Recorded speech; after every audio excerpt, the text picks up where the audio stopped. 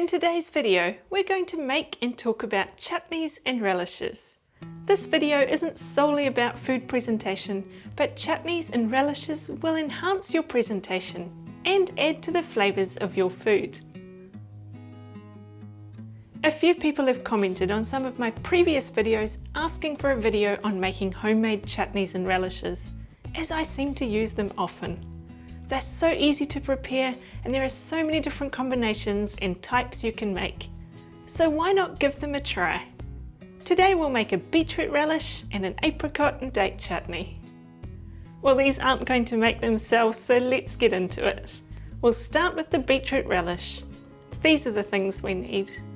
I've got some beetroot, apple, red onion and a lemon to juice, balsamic vinegar, white wine vinegar and oil, and some mixed spice, cinnamon and seeded mustard. First we'll cut and slice the onion. Next we can peel and grate the apple and beetroot. The full recipe is in the description below. I love this relish. It's the perfect addition to a burger. It's delicious straight from the jar as a side dish.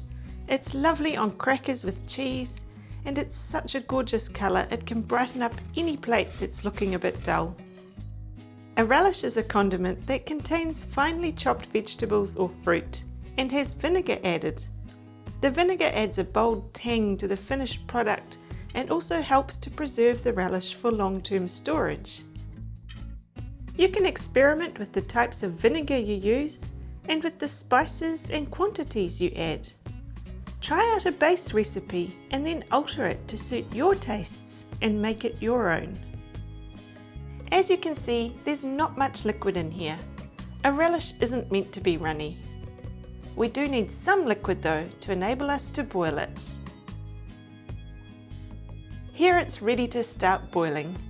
I'll give it a stir to get it going and allow the flavours to combine.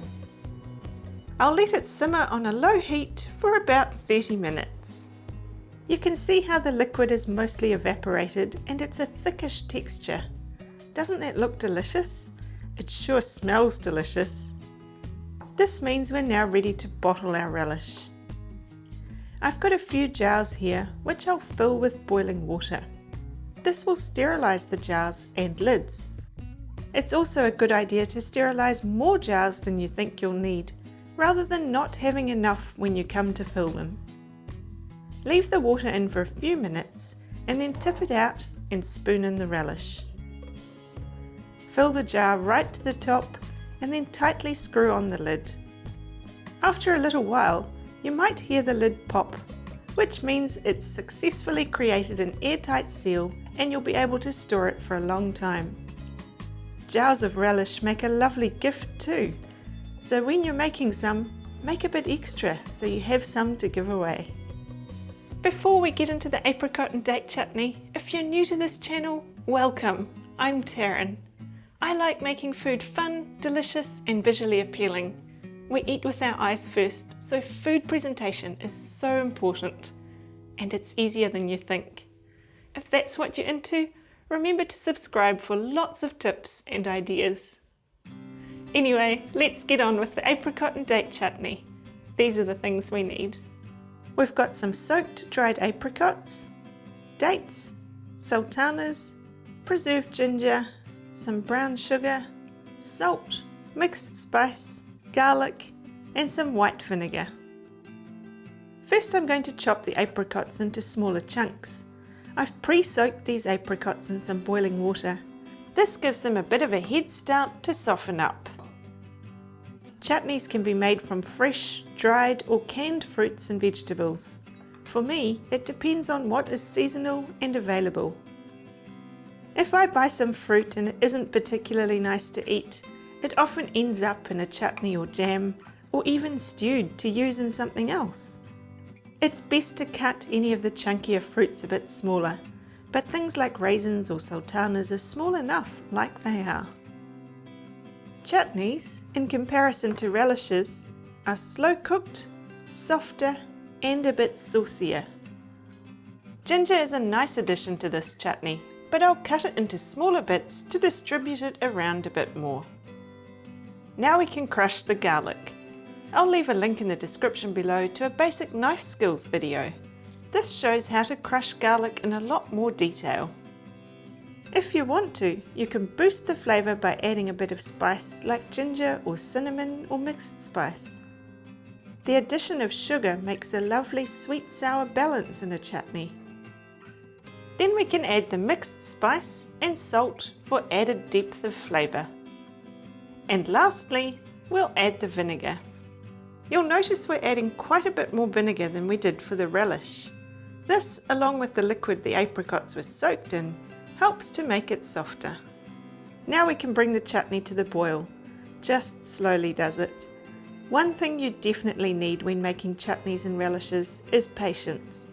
It doesn't happen very quickly, but it's worth the wait. It will need a stir every now and then to make sure it doesn't start sticking to the bottom of the pot. I don't make jars and jars of the same thing. I make a batch of a few different things when I have some fruit or vegetables that need using, and that way it means I always have different options on hand and can experiment with different things. When you can drag a spatula through the mixture and it slowly rejoins, then it's done. If you over-reduce it, the chutney will end up quite solid and stodgy. Just like before, we can sterilise some bottles and lids and carefully fill these. There we have it, a delicious apricot and date chutney. So we've got a beautiful beetroot relish and a lovely looking apricot and date chutney. While this is fine to eat straight away, the flavours will develop if you leave them for about 3 weeks before using them. As always on this channel, presentation is important, so let's do something with these. I'm going to whip up a small cheese board. I've got a selection of crackers here, some cheese, a camembert and a goat's cheese, some ginger and nuts. I've also got some rosemary to garnish, and of course we've got our beetroot relish and our apricot and date chutney. I think these jars are a bit too big to put on the board just like this, so I'll spoon some out into smaller bowls. You can tell there's a good strong seal on the jar when it takes that much effort to open. I'm leaving the spoons in the bowls as we'll need them anyway, but it does look better when the handles are facing the same way. The apricot and date chutney with some camembert cheese and the beetroot relish with goat's cheese are perfect flavour combinations. I'll fan out the crackers. This always looks tidy and deliberate. Isn't it annoying how every packet seems to have some broken ones? They don't look great on the platter, but they make good samples for the cook. I probably didn't need this third kind of cracker, but I'm just using what I have on hand. These ones look a bit messy, so I'm going to straighten them up. There, that's better. Now they line up and it looks so much tidier. Then I'll add the nuts in this little gap. I love how the colour of the cranberries ties back to the colour of the beetroot. And I'll put some ginger here at the back. This is a nice addition since there's ginger in the chutney. And lastly, I'll garnish it with some rosemary sprigs. Isn't it amazing what some greenery can do to a platter? Doesn't this relish and chutney enhance the look of a cheese board so easily? As I'm sure you already know, these can be used on just about anything, like a ploughman's platter. If you haven't made one of them before, here's a video to show you how. See you over there. Happy chutney and relishing.